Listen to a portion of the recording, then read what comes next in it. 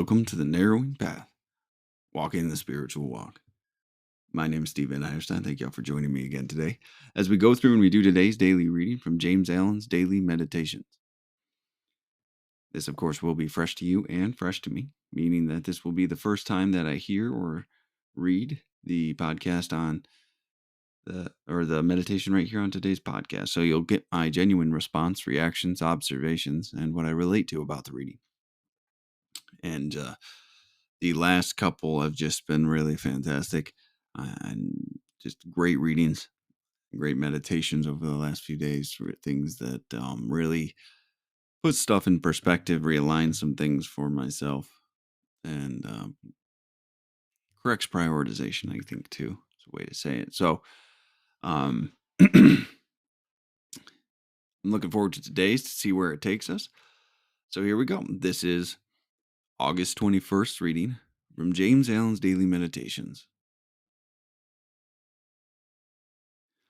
Whatsoever you constantly meditate upon, you will not only come to understand, but you will grow more and more into its likeness. Spiritual meditation is the pathway to divinity. It is the mystic ladder which reaches from earth to heaven, from error to truth, from pain to peace. Every saint has climbed it, every sinner must sooner or later come to it, and every weary pilgrim that turns his back upon self and world and sets his face resolutely towards the Father's home must plant his feet upon its golden grounds. Without its aid you cannot grow into the divine state, the divine likeness, the divine peace, and the fadeless glories and unpolluting joys of truth will remain hidden from you. If you constantly dwell upon that which is selfish and debasing, you will ultimately become selfish and debased.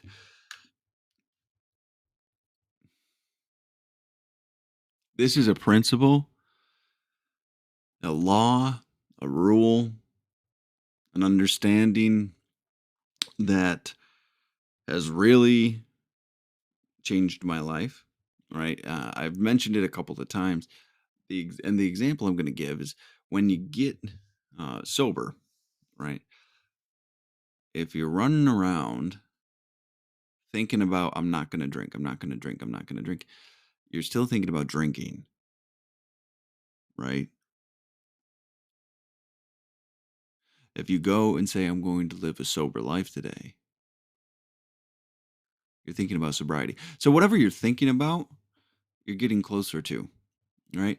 Because your actions will reflect your thoughts. That's what we've talked about the most here is how dependent our actions are on our thoughts. So what you think about, you will become, right? It's been true in my own personal experience repeatedly, over and over and over again. It has proven to be true. So I really, really enjoy this principle. I enjoy reading and talking about this because it's just so fundamentally true.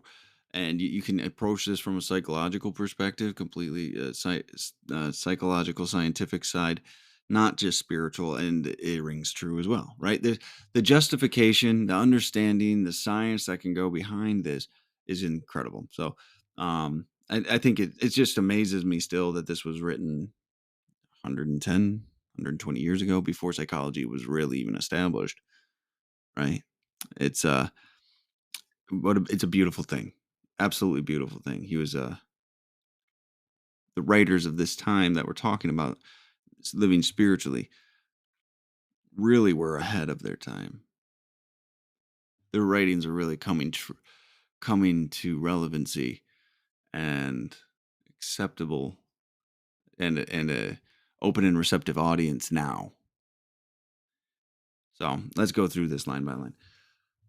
So it opens up with this: whatsoever you constantly meditate upon, you will not only come to understand, but you will grow more and more into its likeness. So when we talk about meditation here, we're talking about contemplation, right?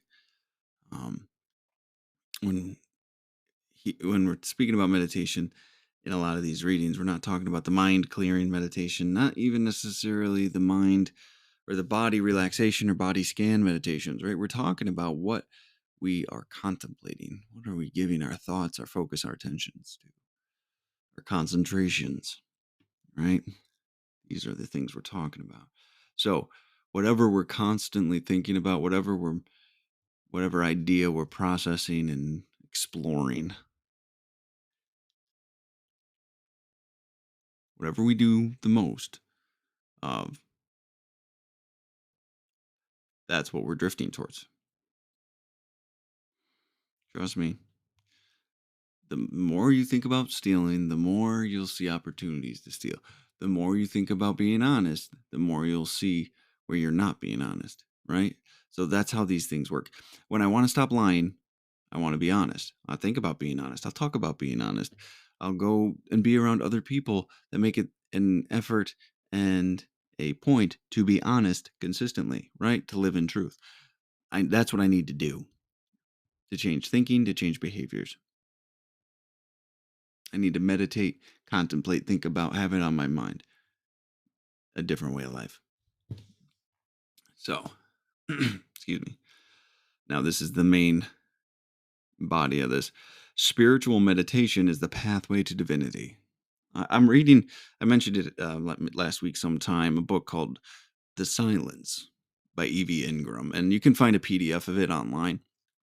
I'd highly recommend it because it really gives some good context and some good information and understanding about what a meditation of this is and what it can be used for. He was a New Thought writer as well, E.V. Ingram.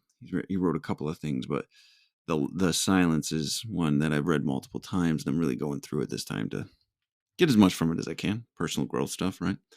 And he talks about meditation the same way, and meditation is a way to explore and expand upon the power of God, the mind of God, presence of God, and the possibilities of living in this spirit with God, whatever that looks like for you. Again, of course, this is pretty roomy space to jump into. So whatever your understanding is, please make sure you're not turning your ears off to this, because it is just so important.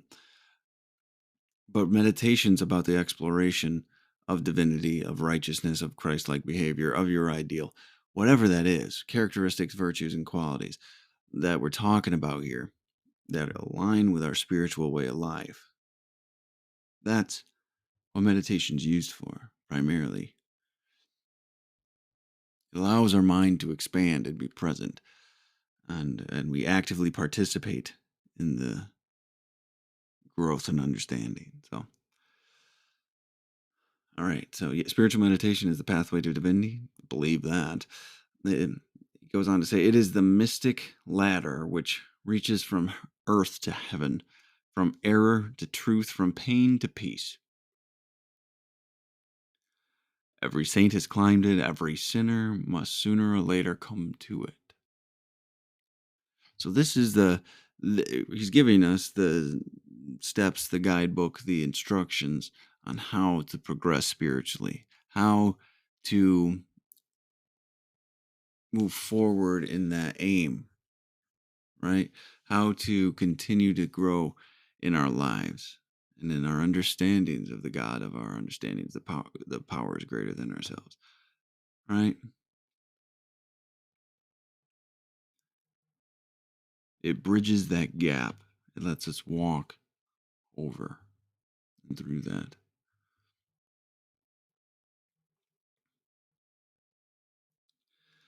Every saint has climbed it. So the saints, the sages, this is the path that they take. Every sinner must sooner or later come to it, and every weary pilgrim that turns his back upon self and the world and sets his face resolutely towards the Father's home must plant his feet upon its golden rounds. So everybody, everybody that wants a life with more purpose than just selfless or selfish, self centered pleasure and contentment and completely selfish aims. Everyone thinks that there's a higher purpose than that. We'll run into this. It says every man will be faced with it. I believe that. Every man will have the choice of whether to engage with this way of life or not. Every single one. It's when we actually choose to walk it. It's really a differentiating factor. Some people will continue to turn its back on this way of life and they'll suffer for it due to their own actions. But we must walk this way. We must involve meditation and this contemplative meditation in our lives to grow towards that goal, that ideal that we've talked about. Without its aid, you cannot grow into the divine state, the divine likeness, the divine peace, and the fadeless glories and unpolluting joys of truth will remain hidden from you.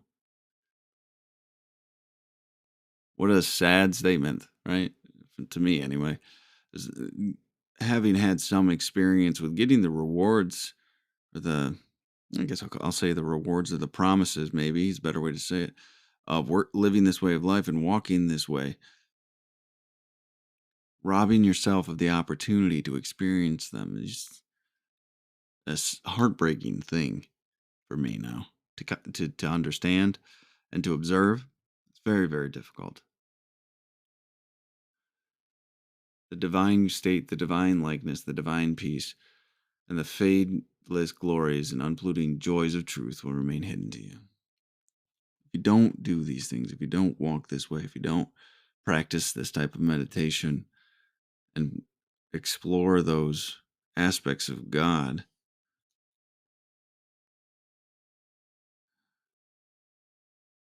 there's a lot of things you're not going to be able to have the privilege and joys of experiencing. And it's available to everyone. That's the thing. That's what blows my mind the most sometimes is just how readily available it is to people. But yet, it's not taken advantage of because they just don't know and they're not willing to know. So now it ends with this. If you constantly dwell upon that which is selfish and debasing, you will ultimately become selfish and debased. And that is the truth. Cold, hard truth. If you constantly think about those types of things, selfish, self centered things that destroy your life, destroy your relationships, destroy every aspect of what you're trying to achieve, if you're constantly thinking about them, even if you're worried about them occurring. Like this is the thing, but it's a common term out there today in the recovery and self-help world and self-sabotage, you know, self-fulfilling prophecies of fear and anxieties because we're thinking about it. We're attracting it to us. We're creating it in our own lives, our own fears. When we hold those fears so tightly to our own chests, we let them create and manifest in our own lives. Whether we realize it or not, we're creating a lot of the scenarios we put ourselves in that validate our deepest fears.